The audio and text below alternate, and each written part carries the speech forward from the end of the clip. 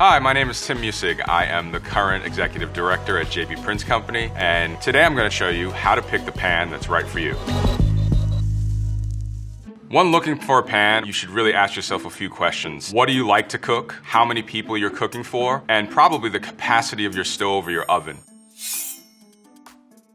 One of the more common or popular shapes in cookware are fry pans. A fry pan typically has an elongated handle, a significant surface area for you to sear food in, and generally flares out. The flaring is what allows for some steam to escape for browning of food.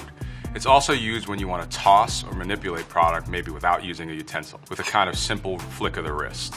Now keep in mind that size is important depending on what it is that you're cooking. In most situations, you don't want to overcrowd a pan, and you also don't want to have too much negative space.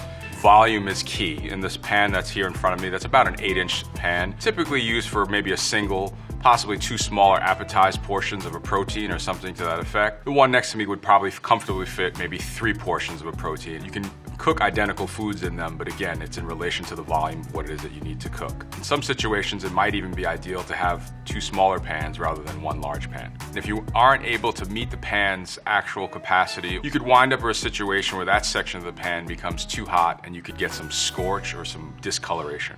There are also regional differences in the shape of a fry pan. The one here is kind of more typical of what you would see, I guess, in American households and American kitchens. The one on this side here is Lyonnaise, or a shape that's inspired from Lyon. Less surface area on the bottom. The diameter of the actual cooking surface is slightly smaller, and it flares out quite a bit more. The reason this is so when you're browning product, you have a lot more of moisture releasing, aiding the browning process. If you were searing exclusively, this might be a great benefit to have that additional flare. Whereas this one, if you look, the outside diameter and the base are pretty close. You get a little bit more bang for your buck in terms of surface area, and this one you get the added benefit of more moisture coming off of the pan.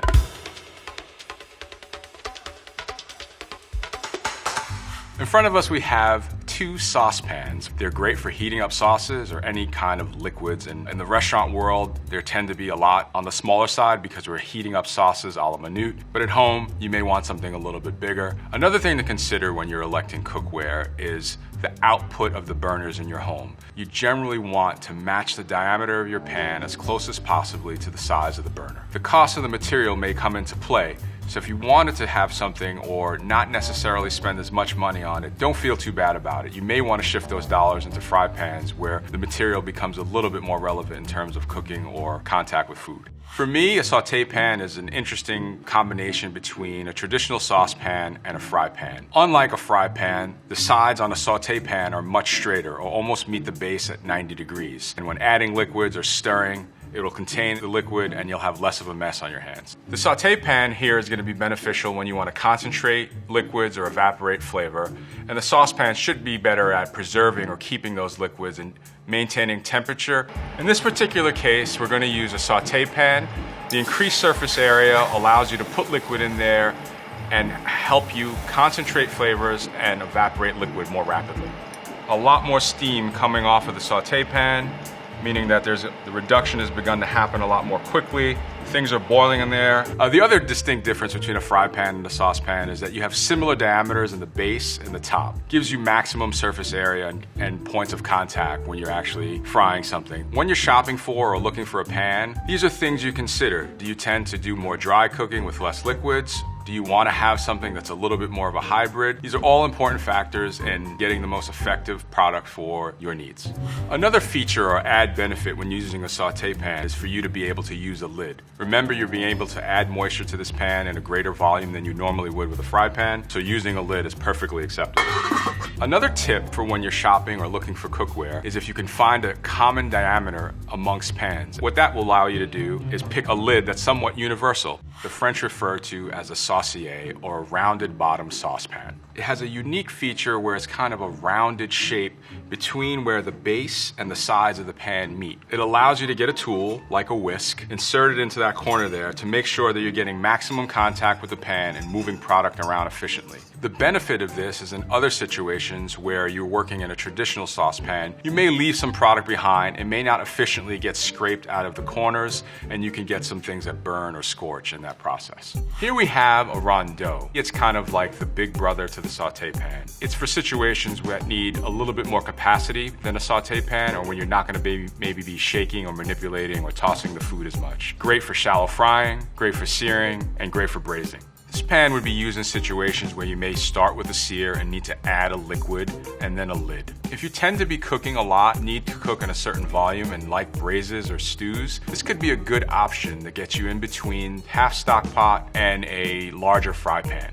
You'll often hear the term skillet, usually associated with cast iron. In essence, it's a variation or another name for a fry pan, or they fall into the same category or family. This particular one has some interesting features. Because cast iron skillets tend to be relatively heavy, they have an added helper handle on the opposite side for lifting. Handles also tend to be a little bit on the shorter side in cast pieces because they are integral to the actual pan. And these ones have some unique pour spouts on each side. They tend to be slightly deeper than fry pans, with a little bit less of an ability to toss, simply because they're too heavy to do that with anyway. The next pan I have here is a crepe pan. Very, very, very specific. Not something you necessarily need to add to your repertoire unless you love to make crepes. A fancy pancake, if you will. I think some French guy is going to beat me up for saying that. You could use it for other things as well. Store-bought tortillas that you maybe want to heat up, this might be a good option for you. Another very specific piece of kitchen cookware is wok.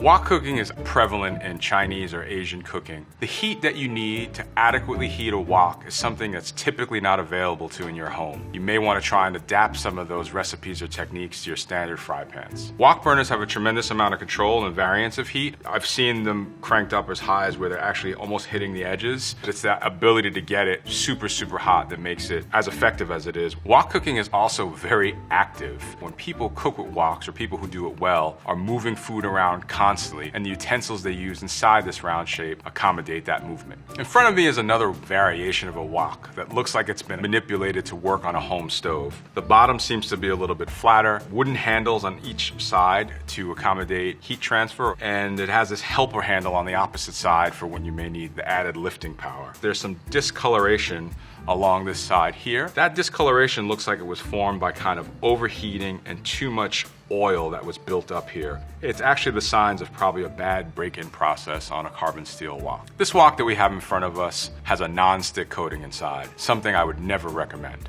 Wok cooking is meant to be done at a really high heat. Non-stick coatings are really not friendly to high heat. The marriage here just doesn't make sense. Just because it's made that way doesn't mean it's good or you should necessarily buy it. We've covered but a few different shapes and sizes in the cookware world. There's many more. This was just an introduction to what we thought was necessary and practical to get you started. Certain cookware is very task specific and costly, so make sure you're picking pans or cookware that's right for your needs. If you're not going to be making things in a tagine, you don't need to buy one. Another thing to look at and consider when you're looking at pans is how handles are attached. This particular pan, they're riveted. A rivet is basically a mechanical fastener of sorts. They work well because they allow you to have a good, sturdy, strong handle. And additionally, they allow manufacturers to mix metals. A lot of pans will transfer heat into the handle, and sometimes a manufacturer will intentionally pick a material that's less conductive to heat, so to keep you a little bit safer. With that being said, I always recommend that you use some kind of protective thing like a dry towel or an oven mitt. This particular handle is a flat construction. It's something that I actually prefer.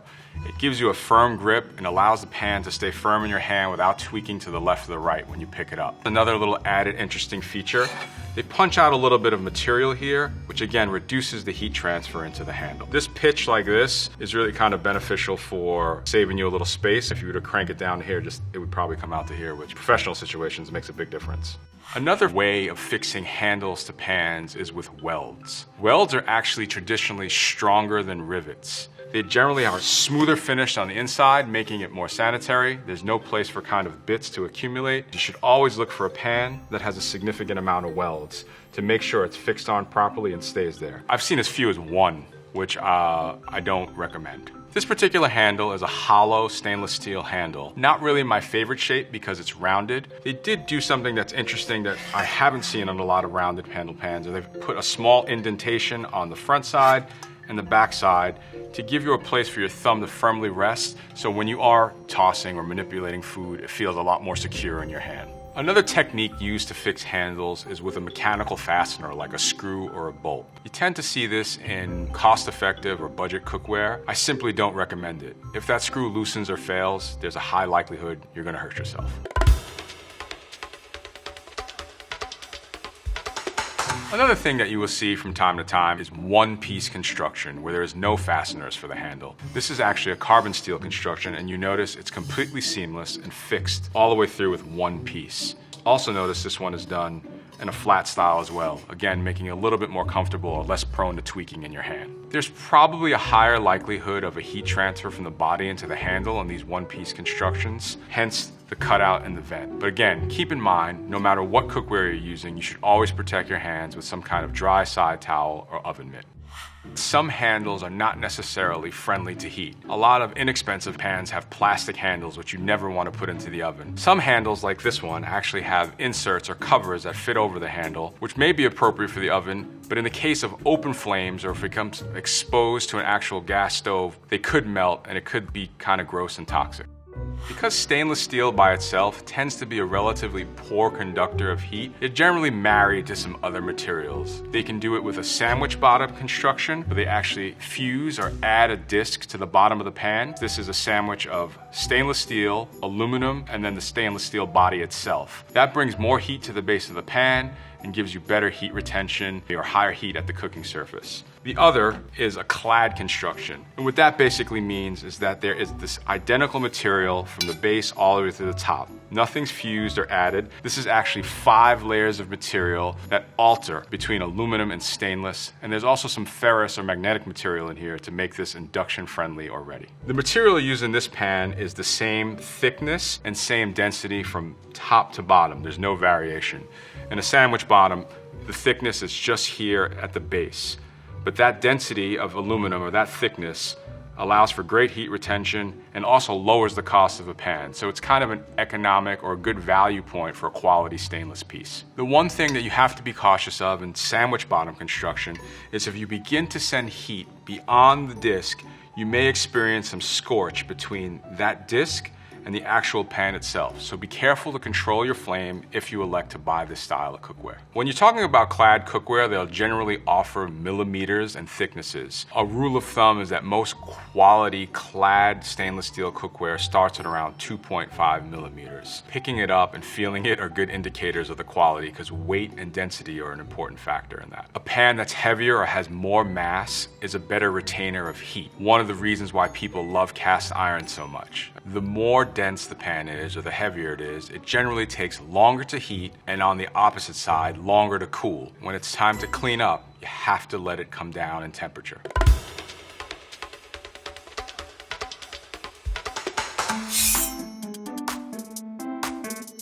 In front of me, I have an aluminum fry pan. It's around 8 inches, really common in the restaurant industry. Aluminum is a good option for value. It has great conductor of heat. It's also lightweight. Its cons are it tends to be reactive, it can spot, and at high heat, it'll misshapen. This pan is great for someone who's just starting out and looking for a good value and performance. Aluminum pans are made in a variety of shapes and sizes. You'll see stock pots, fry pans, rondeaus. There's a process called anodizing, which is basically a hardening of aluminum. It'll add a black color to the aluminum. It'll make it less reactive and also add a little bit of a better heat exchange because of that dark coloration. Anodizing is probably worth the extra investment for the longevity. In my experience, if you take care of your cookware, it should treat you well for an extended period of time.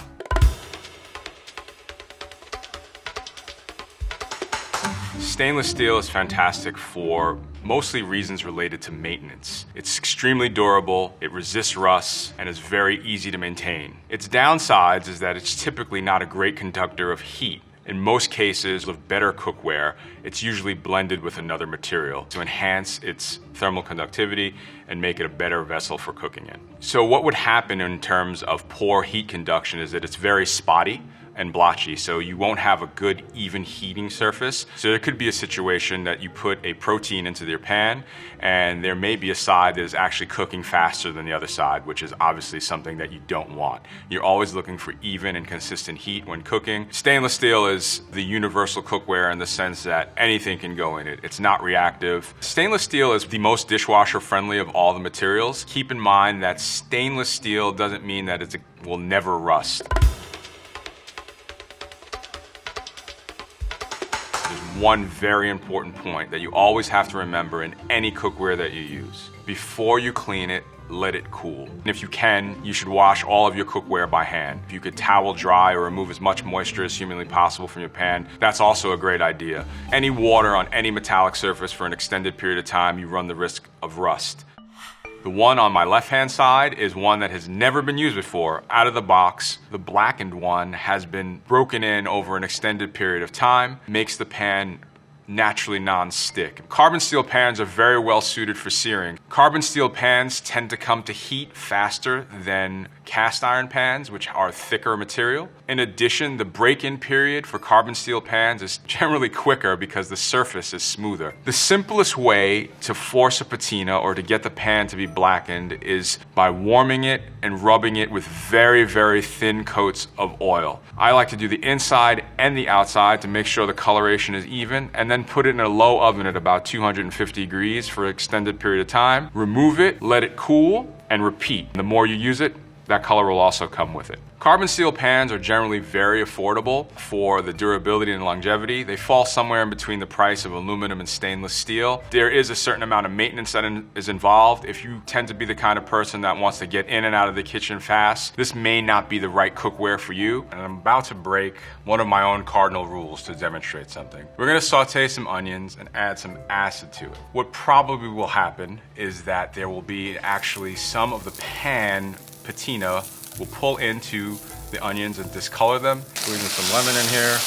This pan is pretty well broken in, has a pretty strong patina, but I just squeezed literally probably the equivalent of about a teaspoon. It's starting to actually strip out some of the patina in this area here. I'm 100% sure it'll have a pretty gross and metallic taste. The acid is not friendly to the kind of polymerization of the patina that you've built up on this pan, and it actually kind of breaks it down. You're stripping it away with the acid in essence. The lesson here is if you're going to be making pan sauces or you're going to be using acids or kind of reductions, carbon steel is probably not for you.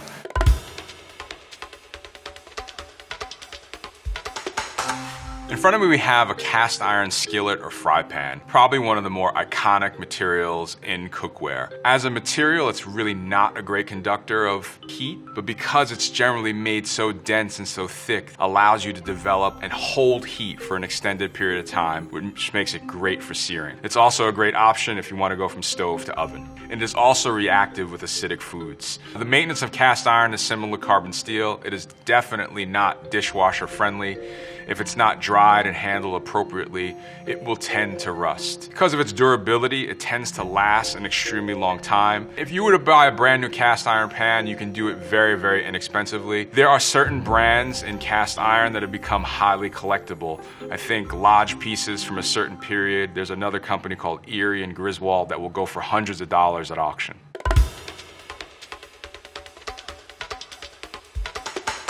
So in front of us we have a cast iron enamel Dutch oven. And in essence what that is a cast piece that's been coated with a ceramic or an enamel coating. It allows you to cook with reactive foods, it reduces the amount of rust that could occur in the pan, and just a little bit more user-friendly. The coating doesn't necessarily make it around this entire lip here. This is actually exposed cast iron. So if you were to put it into a dishwasher, you would wind up having rust. They put these dimples on here so water returns back into what it is that you're cooking.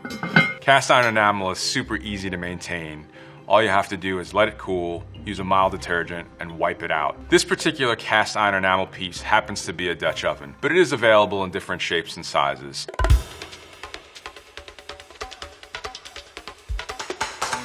Copper cookware is a classic material for making pots and pans. You see it often hanging in very, very classic French restaurants. It gets hot fast and it keeps heat even which is essential to cooking. Its downsides are that it is highly reactive and very, very difficult to maintain, and lastly, super expensive. I think this is probably like 180 bucks.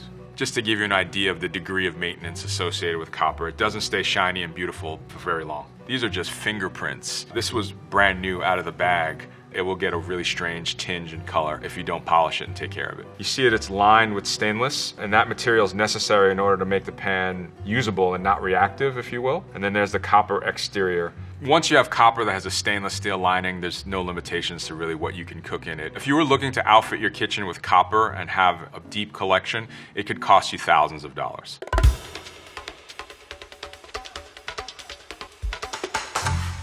Non-stick is really a reference to a coating, not necessarily the pan's overall material. Non-stick surfaces are common in cookware. In this country, they're often referred to as Teflon, which could be a brand name for that coating. In recent times, there's been some bad press related to Teflon. To address this, manufacturers have started to remove the harmful chemicals from non-stick, making it safe again. It's highly recommended if you've purchased your pan before the year 2013 that you should replace it with one of the newer versions where the chemicals have been addressed and removed. Non-stick cookware has also become popular for people who have health concerns and need to use a limited amount of fat in their cooking. Most non-stick pans are generally priced reasonably. They're usually adhered to aluminum pans. You can see them on stainless as well. I wouldn't recommend making a big investment into a non-stick pan simply because the coatings do tend to fail after an extended period of time. I personally use non-stick for one thing in my house, and that's to cook eggs. In front of me I have two pans, one with a non-stick coating and one that's a traditional straight stainless steel. We're going to add an equal amount of fat to each to try and demonstrate the benefits of a non-stick pan when frying an egg. You notice the stainless, if I just even kind of do a light tilt, even with fat, it's really not going anywhere. Non-stick with like a simple little nudge from a high heat spat here, it'll start to move around pretty easily. And even after I loosen it, it's kind of stuck in place. So I think I'm going to do something a little dangerous here with the non-stick. I'm already able to flip it. No utensils and no extra manipulation. This bad boy, it ain't going anywhere. He's stuck on there. That's really the benefit of the non-stick pan, especially when you're cooking eggs. It tends to be not so durable under high heat and not last for a particularly long period of time, and it is not recommended for the dishwasher as it will deteriorate from the detergents in there too.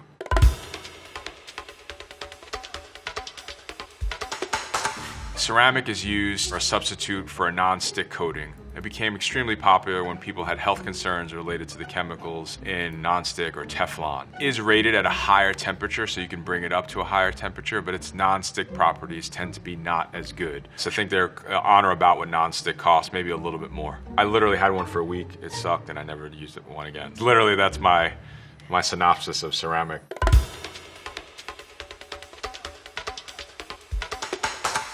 Price of cookware is influenced by a variety of different areas. It could be where it's made, it could be the construction, it could be the material.